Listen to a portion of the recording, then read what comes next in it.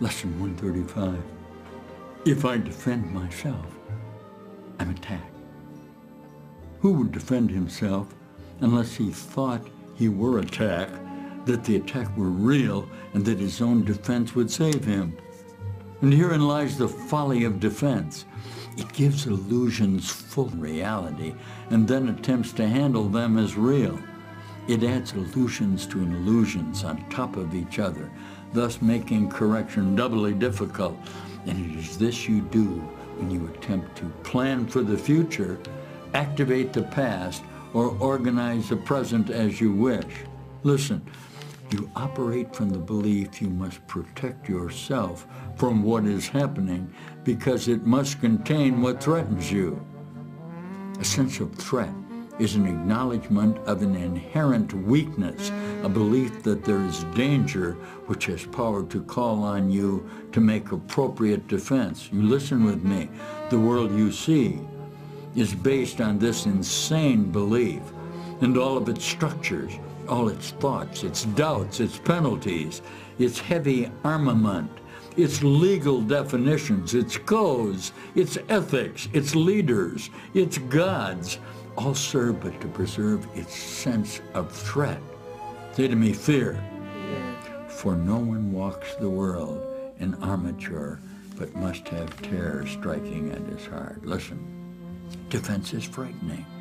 It stems from fear, increasing fear as each defense is made. You think it offers safety, yet it speaks of fear made real and terror justified within your mind. Is it not strange you do not pause to ask as you elaborate your plans and make your armor thicker and your locks more tight what you defend and how you defend yourself and what you do? This is about your body. This is about the healing that we're offering you. Let's consider first what you defend. It must be something that's very weak and easily assaulted. It must be something made easily prey, unable to protect itself and needing your defense. What but the body has such frailty that constant care and watchfulness and deep concern are needful to protect its little life? What but the body falters and must fail to serve the Son of God as worthy host? Listen, yet it is not the body that can fear, nor be a thing of fear. It has no needs but those which you assign to it. It needs no complicated structures of defense, no health-inducing medicine, no care, and actually no concern at all. Defend its life, or give it gifts to make it beautiful, or walls to make it safe, and you but say that your home is open to the thieves of time, corruptible and crumbling, and so unsafe it must be guarded with your life. Is not the picture fearful? Can you be at peace with such a concept of your home? Yet what endowed the body with the right to serve you thus, except the reflection of your own life in the belief of what you are? It is your mind which gives the body all the function that you see in it, and set its value far beyond a little pile of dust and water. Who would make defense of something that he recognizes this? Listen with me. The body is in need of no defense.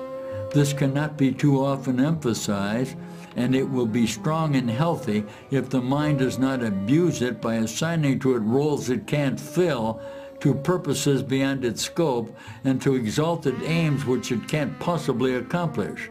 Such attempts, ridiculous yet deeply cherished, are the sources for the many mad attacks that you make upon it, for it seems to fail your hopes and your needs and your values and your dreams. One more sentence. The self that needs protection is not real. The body, valueless and hardly worth the least defense, need merely be perceived as quite apart from you, and it becomes a healthy, serviceable instrument through which the mind can operate until its usefulness is over. Who would want to keep it when its usefulness is over? Look with me. Defend the body, and you have attacked your mind, for you have seen in it the faults, the weaknesses, the limits, and the lacks from which you think the body must be saved. You will not see the mind as separate from bodily condition, and you will impose upon the body all the pain that comes from the concept of the mind as limited and fragile and apart from other minds and separate from its source.